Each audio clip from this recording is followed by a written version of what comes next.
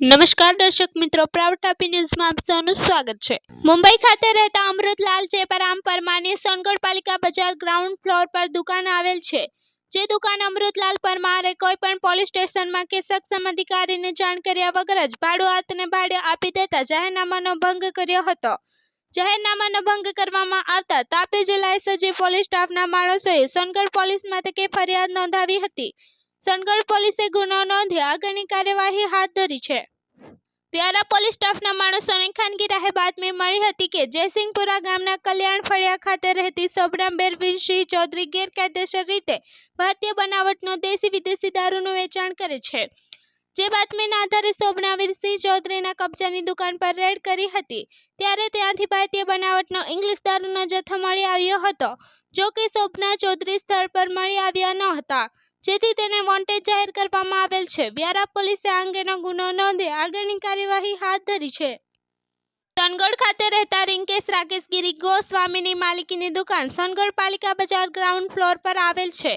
રિંકેશ ગોસ્વામીએ તે દુકાન અંગે પોલીસ સ્ટેશનમાં કે સક્ષમ અધિકારીને જાણ કર્યા વગર જ ભાડુઆતને ભાડે આપી દેતા જાહેરનામાનો ભંગ કર્યો હતો।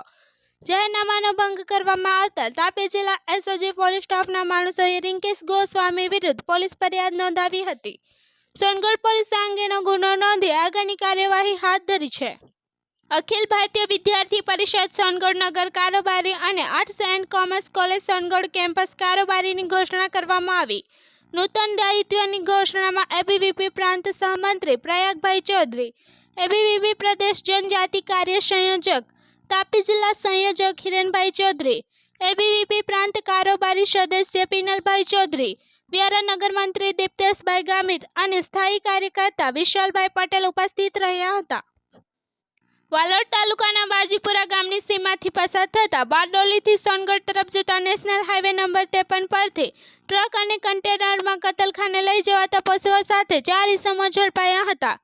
ગેરકાયદેસર રીતે પશુઓને કતલખાને લઈ જતા ટ્રક અને કન્ટેનર સાથે વાલોડ પોલીસે 4 ઇસમોની અટકાયત કરી હતી, તેમજ અંદાજે 21 લાખ કરતાં વધુનો મુદ્દામાલ પોલીસે જપ્ત કર્યો હતો, તેમજ બેને વોન્ટેડ જાહેર કરવામાં આવ્યા હતા। વાલોડ પોલીસે આ અંગેનો ગુનો નોંધી આગળની કાર્યવાહી હાથ ધરી છે। સોનગઢ તાલુકાના ઉખલડા ખાતે આવેલ પ્રાથમિક શાળામાં શૌચાલયની દિવાલ ધરાશાયી થઈ જતા 3 જેટલા બાળકોને ઈજા પહોંચી હતી, ત્યારે તાત્કાલિક ધોરણે બાળકોને હોસ્પિટલ ખાતે ખસેડવામાં આવ્યા હતા। ત્યારે બાળકોને ઈજા પહોંચતા સોશિયલ મીડિયામાં વહીવટી તંત્રને લઈને ટીકાઓ કરવામાં આવી રહી છે। Bureau report, proud Tapi news, Tapi.